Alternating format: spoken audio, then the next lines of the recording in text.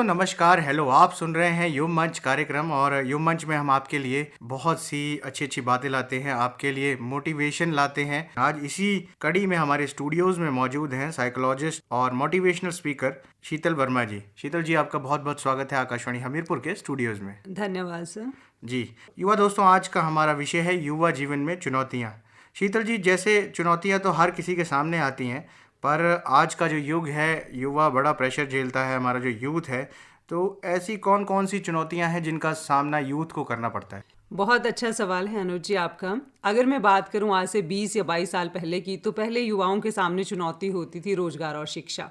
लेकिन आज वक्त बदल चुका है। आज हमारे युवाओं के सामने बहुत सारी चुनौतियां हैं, क्योंकि मॉडर्नाइजेशन का युग है और आधुनिक ज़माना है, टेक्नोलॉजी का युग है। तो सबसे बड़ी चुनौती की अगर मैं बात करूं तो पीयर प्रेशर, दूसरी चुनौती है सोशल मीडिया का इन्फ्लुएंस, और तीसरी अगर बात करें तो पेरेंटल प्रेशर या पेरेंटल हम एक्सपेक्टेशन कह सकते हैं, रिलेशनशिप इश्यूज और ड्रग्स।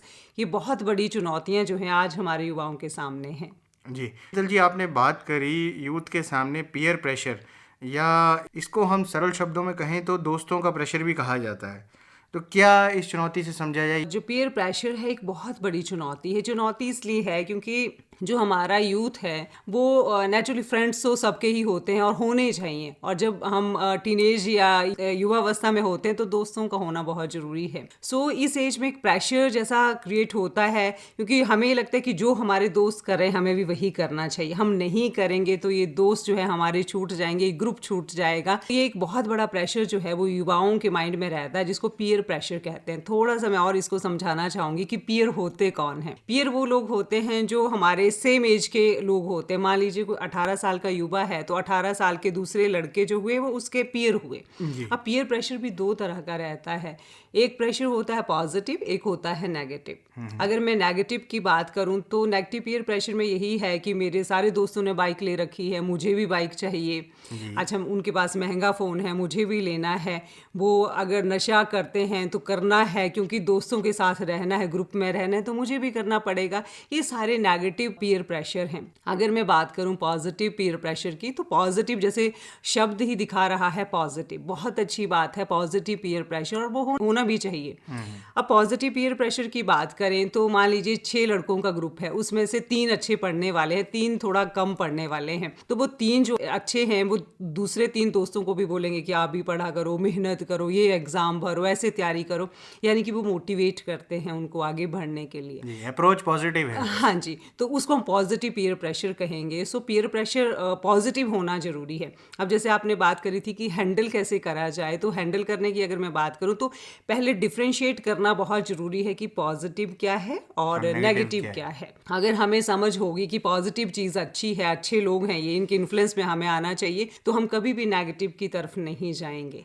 जी, और शीतल जी, जैसे इसमें क्या, जैसे कोई साथी है, दोस्त है, वो झूठ बोल रहे हैं घर में अच्छी चीज़ के लिए, अगर मान लीजिए झूठ बोल रहे हैं कि कहीं हमने जाना है या कुछ खाना है, अच्छी चीज़ खानी है, लेकिन झूठ बोल के जा रहे हैं, तो ये किस पीयर प्रेशर पे आता है, पॉजिटिव की नेगेटिव? देखिए, झूठ बोलना, अब चाहे झूठ वो बेटरमेंट के लिए है, लेकिन घर वालों को पता होना चाहिए कि आप क्या कर रहे हैं, क्यों कर रहे हैं, वो बहुत इंपॉर्टेंट है। सो मैं तो यही कहूँगी कि झूठ बोलना एक गलत चीज़ है, और अच्छे के लिए बोल रहे हैं तो हमें वो चीज़ें पेरेंट्स को एक्सप्लेन करनी चाहिए, घर में बताना चाहिए। क्योंकि अगर आप किसी के अच्छे के लिए कुछ झूठ बोल रहे हैं तो पेरेंट्स भी अंडरस्टैंड करेंगे। सो इसको मैं यही कहूँगी कि झूठ बोलना गलत चीज़ है और नेगेटिव में ही ये चीज़ें जाती हैं। कंक्लूजन उसका पहले देखना चाहिए पेरेंट्स को कि वाकई ही वो चीज़ जो है उस बच्चे को अच्छी राह पर ले जाएगी या उसकी राह खराब करेगी। जी बिल्कुल। और जैसे आपने दूसरी जो चुनौती की बात कही थी, वो आपने नशे की बात कही थी शीतल जी। हाँ जी। तो इस प्रकार के नशे की जो आजकल बड़ा ज़्यादा देखने में मिलता है, खासकर हम हमीरपुर ज़िला की बात करें तो छोटे छोटे बच्चे कई बार नशे के आदी होते हुए देखे गए हैं यहाँ पर। तो इससे कैसे दूर किया जाए और क्या इसके अंतर्गत आता है? देखिए, नशे की अगर हम बात करें तो नशा, एक तो इसकी वजह पीयर प्रेशर भी देखने को मिलती है, क्योंकि दोस्तों का दबाव है। आप यकीन नहीं मानोगे अनुज जी, नशा मुक्ति केंद्रों के साथ मेरा लंबे समय का एक्सपीरियंस है। तो एक लड़के से मेरी एक दिन बात हुई, जैसे हमारे इंडिविजुअल सेशन होते हैं, तो उसने कहा मैडम कि ग्रुप में रहना है, दोस्तों के साथ रहना है, तो अगर हम इनके साथ उठेंगे बैठेंगे, नशा पत्ता नहीं करेंगे तो दोस्त छूट जाएंगे। यानी कि दोस्त और पीयर प्रेशर के चक्कर में वो नशे में चले गए। इसके अलावा भी बहुत सारे कारण कारण हैं, जैसे एक्सपेरिमेंटेशन एक वजह है। हमारा यूथ जो है आज ड्रग्स के साथ एक्सपेरिमेंट करना चाहता है, वो देखना चाहता है कि होता क्या है, वो शो ऑफ करना चाहता है कि अब मैं बड़ा हो गया हूँ तो मुझे दिखाना है लोगों को एंजॉयमेंट के लिए। इसको कहीं ना कहीं ये देखा जाता है शीतल जी, जैसे घर परिवार पे भी अगर माँ या पिता में से कोई इन चीज़ों का, धूम्रपान का आदी है या शराब का आदी है, हाँ जी। तो ऐसा देखा जाता है कि जब बड़े कर रहे हैं तो ये चीज़ गलत नहीं है, और यही चीज़ बच्चों को फिर अट्रैक्ट करती है हाँ जी। कि ये चीज़ गलत नहीं है जब हमारे माँ बाप कर रहे हैं जी। तो उन बच्चों को कैसे समझाया जाए? हाँ जी, मैं सबसे पहले तो अनुज जी यही कहना चाहूँगी कि पहले घर का माहौल ठीक करना पड़ता है कि अगर फादर ये चीज़ कर रहे हैं तो वो फादर को भी समझना चाहिए कि वो क्या एग्जाम्पल अपने बच्चे के सामने सेट कर रहे हैं, क्योंकि बच्चा वही सीखता है, चाहे छोटा है चाहे बड़ा है, जो घर में हो रहा है। उसको लगता है कि फादर कर रहे हैं तो ये चीज़ नॉर्मल होगी और सोसाइटी में एक्सेप्टेबल है, तो उसके चांसेस ज़्यादा हैं उस तरफ जाने के। यहाँ पेरेंट्स के लिए वो है कि पेरेंट्स को घर का माहौल सुधारना है, ये चीज़ें बच्चों के सामने ना करें, और जो गलत है वो गलत ही रखें कि ये चीज़ें गलत हैं। अवॉइड करें ज़्यादा। जी बिल्कुल। और जैसे आपने विभिन्न तरह के जैसे घातक नशे आ गए हैं और वो व्यक्ति की ज़िंदगी भी तबाह करते हैं और उसकी मानसिकता को भी ख़राब करते हैं, तो उनसे बाहर निकलना कैसे संभव है? बहुत इम्पॉर्टेंट सवाल है और युवाओं के लिए तो ये जानना बहुत ज़रूरी है, क्योंकि नशे आज नशे का मतलब सिर्फ छोटे नशे नहीं हैं। आज नशे का मतलब बड़े नशे हैं, जो केमिकल हमारे हैं नशे हैं, ये बहुत घातक हैं। घातक इसलिए हैं क्योंकि देखिए जब कोई केमिकल बॉडी में जाता है वो सीधा ब्लड में जाएगा, क्योंकि कुछ एक ड्रग्स ऐसे हैं जो सीधे आपके इंजेक्ट होते हैं। जब कोई इंजेक्शन के थ्रू वो चीज़ लेता है, वो कोई नशा जाएगा तो उसकी जो क्रेविंग है या माइंड को कैप्चर करने की एबिलिटी ज़्यादा है, कैपेसिटी ज़्यादा है। सो बहुत ही ख़तरनाक ये नशे हैं। आप देखते होंगे कि आज HIV जो है उसका एक बड़ा कारण कॉमन सिरिंज का यूज़ करना है। जो लोग नशा करते हैं और कॉमन सिरिंज का यूज़ करेंगे, मैंने खुद रिहैब में इतने केसेस देखे, 22-22 साल के यंग लड़के जो HIV से जूझ रहे हैं, कारण कि कॉमन सिरिंज से हमने नशा करा। इसके अलावा काला पीलिया जैसी बीमारियां बहुत कॉमन है, और ओवरडोज से डेथ जो हम अक्सर पढ़ते हैं न्यूज़पेपर में या सुनते हैं, तो इतने खतरनाक कॉन्सिक्वेंसेस या दुष्परिणाम हैं। और जैसे आपने बात करी कि निकला कैसे जा सकता है, तो सबसे पहले तो वही बात है ना कि इलाज से परहेज अच्छा। हमें इन चीज़ों से दूर रहना है, इतनी अवेयरनेस हमारे अंदर होनी चाहिए कि हम इन खतरों को समझें, खतरनाक कॉन्सिक्वेंसेस हैं और इनसे बच कर रहें। और अगर कोई इंसान चला भी जाता है तो नशा मुक्ति केंद्र है, दवाइयाँ हैं, काउंसलिंग बहुत हेल्प करती है। एक अच्छा घर का माहौल, अच्छी डाइट, अपनी सेहत बेबरक करना, अपनी रूटीन में अच्छी चीज़ों को लाना, ये चीज़ें बहुत हेल्प कर सकती हैं उस चीज़ से निकलने के लिए। जी, और सबसे ज़रूरी है कि एक नकारात्मक सोच से दूर रहे हाँ जी व्यक्ति। बिल्कुल। शीतल जी, जैसे आपने बात कही कि निकल सकता है व्यक्ति, और कई तरह के आपने दवाइयाँ हैं या काउंसलिंग है, मदद की जा सकती है उसकी, लेकिन ये जो मदद है ये किसी भी स्तर पर उस व्यक्ति की जा सकती है जो इन चीज़ों का आदी हो गया है, कि कोई समय सीमा होती है? देखिए वही बात है कि इनकी बीमारी जितनी लंबी और पुरानी होती जाएगी, उसका ट्रीटमेंट, उसका ड्यूरेशन वो लंबा होता जाएगा। तो नशे के साथ भी ऐसा है कि नशा कितने टाइम से कोई नशा कर रहा है, मान लीजिए कोई लंबा समय हो गया, तो उसके लिए उतना ही प्रयास, दवाइयाँ, केयर, अपना शरीर का ध्यान रखना। और सबसे बड़ी बात होती है अनुजी, अगर मैं आपको बताऊं तो मोटिवेशन लेवल, कि इंसान अगर ये सोचे कि अब मैंने छोड़ना है, इस चीज़ से निकलना है, पहले वही बहुत इंपॉर्टेंट है कि मोटिवेशन होनी चाहिए। बाकी बातें तो बाद में आएंगी। सो मोटिवेशन का होना कि अंदर से कि मैंने छोड़ देना है, खुद की एक इच्छा शक्ति होनी। इच्छा शक्ति बहुत जरूरी है जी। और इसमें जो चुनौतियां एक आजकल युवा जिससे बड़ा ज़्यादा अटैच रहता है वो है शीतल जी सोशल मीडिया। और सोशल मीडिया से इन्फ्लुएंस होते हैं यूथ, कुछ भी आजकल जो कोई एक ट्रेंड चल पड़ा है उसको बड़ा फॉलो करते हैं और एकदम से उसके पीछे भागने लग जाते हैं। तो उन सब चीज़ों से कैसे बचा जाए जिसमें नेगेटिव एक साइन दिख रहा है आपको? सोशल मीडिया जो है अब बहुत एक बड़ी चुनौती है।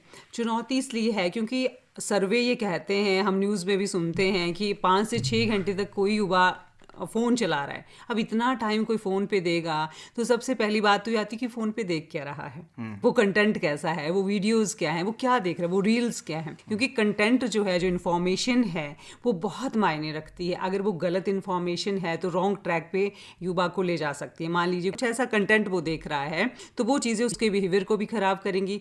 बलात्कार जैसे केसेस बढ़ रहे हैं, समाज में क्राइम बढ़ रहा है, और डिप्रेशन जैसी बीमारियाँ, अगर वो बहुत नकारात्मक वीडियो देखता है है। जैसा कि अक्सर युवा सर्च करते हैं कि थोड़ा सा कोई सिम्टम दिखा तो वो डिप्रेशन को सर्च करने लग जाएंगे, वो एंग्जाइटी को सर्च करने लग जाएंगे। फिर क्या होता है कि वो उनके माइंड में एक इम्पैक्ट बनता है एक आध सिम्टम कि हमें भी ये दिक्कत है। सो मानसिक बीमारियाँ तो साथ आ ही रही हैं, और बाकी उसका टाइम वेस्ट हो रहा है, वो परिवार से अलग हो रहा है सोशल मीडिया के चक्कर में, क्योंकि फ़ोन वो अकेले देखना चाहेगा तो परिवार से अलग होकर देखना चाहेगा। सो लोनलीनेस बढ़ रही है। इसके अलावा एक बहुत इंपॉर्टेंट बात जो मैं आपको बताना चाहूँगी कि अगर हम गलत इन्फॉर्मेशन देखते हैं, सुनते हैं, उसका माइंड पे बहुत ज़्यादा इम्पैक्ट होता है। अगर हम बात करें कि जब कोई जैसे छोटे बच्चे होते हैं ना, छोटी क्लासेस में, तो हाथ में पेंसिल, एक हाथ में इरेजर होता है कि कुछ गलत लिखेंगे तो मिटा लेंगे।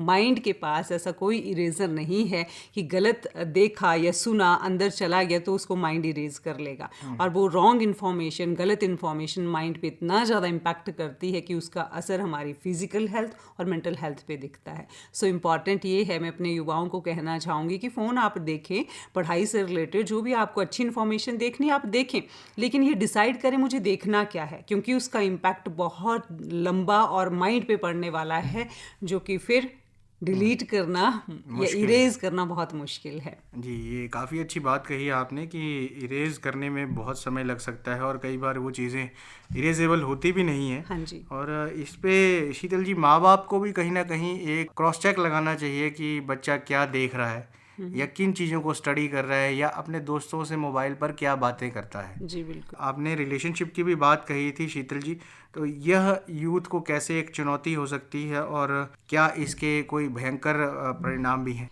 रिलेशनशिप जो है एक बहुत बड़ी चुनौती है अनुज जी आज के वक्त में। अगर मैं थोड़ा सा आपको 20 साल पीछे लेकर जाऊं तो उस टाइम रिलेशनशिप जैसी कोई चीज़ नहीं होती थी। हम कॉलेज में पढ़ते थे तो एज अ फ्रेंड हम सब के साथ रहते थे, लेकिन आज हम देखते हैं वक्त बदल चुका है। लोग कपल में रहना पसंद करते हैं कि बॉयफ्रेंड होना चाहिए, गर्लफ्रेंड होनी चाहिए। ये चीज़ें इतनी ज़्यादा बढ़ गई हैं, एक स्टेटस सिंबल बन गया। स्टेटस सिंबल की होना चाहिए। बस बातें यहाँ तक भी नहीं रुकी हैं कि ठीक है बॉयफ्रेंड गर्लफ्रेंड, इसके अलावा रिलेशनशिप तक चला जाता है, जो भी काफ़ी आगे लोग निकल जाते हैं, इमोशनली अटैच हो जाते हैं।